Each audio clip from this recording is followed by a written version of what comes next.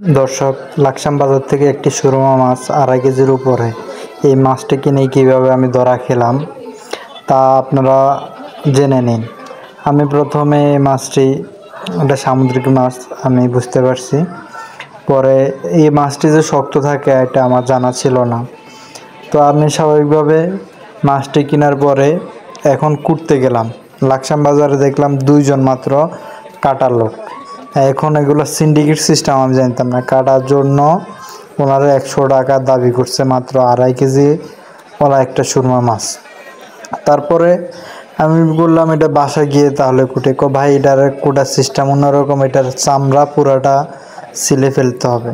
যাক, সে সুবাদে আমি আমি অনেক কষ্টে লোকটাকে 70 টাকা রাজি করাইলাম।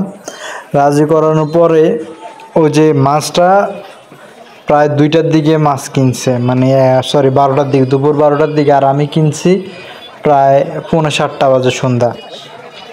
তো এই মাছটা যে শক্ত থাকে এটা আমার জানা ছিল না, এবং এটা নাকি ওরা কান্নার নিচে এক ধরনের রং ইউজ করে। আর কাটার দোকানগুলোতে আপনার যত কিছু বলেন, যত খারাপ মাছ হোক, তারা কখনো বলবে না যে এই মাছটা খারাপ বা নরম, বা এটা এতটা বাজে কিনছে, মাছগুলো এতটা বাজে আসে। ওরা এমনভাবে সিন্ডিকেটভাবে চলে আপনাদেরকে, মানে পুরাটা এত বড় একটি বাজার মনে হবে আপনার সাথে সবাই সত্য কথা বলে, এবং তারা কেউ মুখ খুলবে না, এমন একটা সিস্টেম তাদের ভিতরে দেখলাম। যাই হোক, দেখুন এই ছেলেটি প্রতিনিয়ত যে কীভাবে আস্তে আস্তে বাজ করে কাটতেছে। তো এটা তার অবশ্য অনেক কষ্ট হয়েছে, অনেক সময় লাগছে। আমি এই কারণে ভিডিওটাই করলাম। আসলে সুরমা মাছ কিন্তু অনেক সময় সবাই একটু সতর্ক থাকবেন। মাছগুলো অনেক শক্ত হয়, হ্যাঁ, কাঁটাগুলো অনেক শক্ত। আর এগুলো সামুদ্রিক মাছ, এগুলা সাধারণত আপনার খালে বিলে পাওয়া যায় না, এগুলা সম্পূর্ণ চট্টগ্রাম থেকে আসে। তো যাই হোক, আমি দেখতেছি কিভাবে কাটতেছে।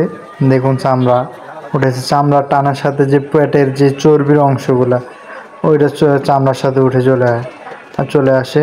তো দেখুন এত বড় মাছ, এটার আর কি আছে, এটার কাম, এটা দেখতে, এটা কি খাওয়াবো এটা বুঝতেছি না। এটার চামড়া উঠে এটার এই এক ধরনের করে ফেলাইছে, এটা খেয়াল করুন। আর তাদের সিন্ডিকেট এত মারাত্মক, আপনারা দেখুন ওরা কিভাবে কাজ করে।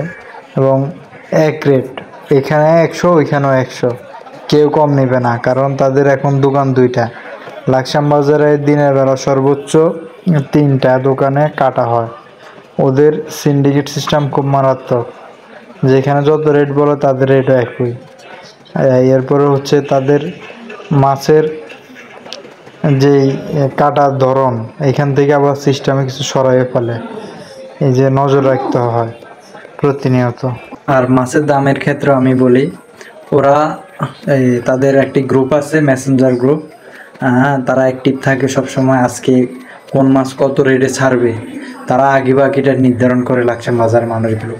এটা আমি একটা গোপন সূত্রে তাদের, আমার একজন পরিচিত লোক ছিল, আমার রেস্টুরেন্টের বড় ভাই, তারা কিন্তু এই যে যারা খুচরা বিক্রি করে তাদের ভিতরেও গোপনে একটি মেসেঞ্জার আছে, সমিতি আছে।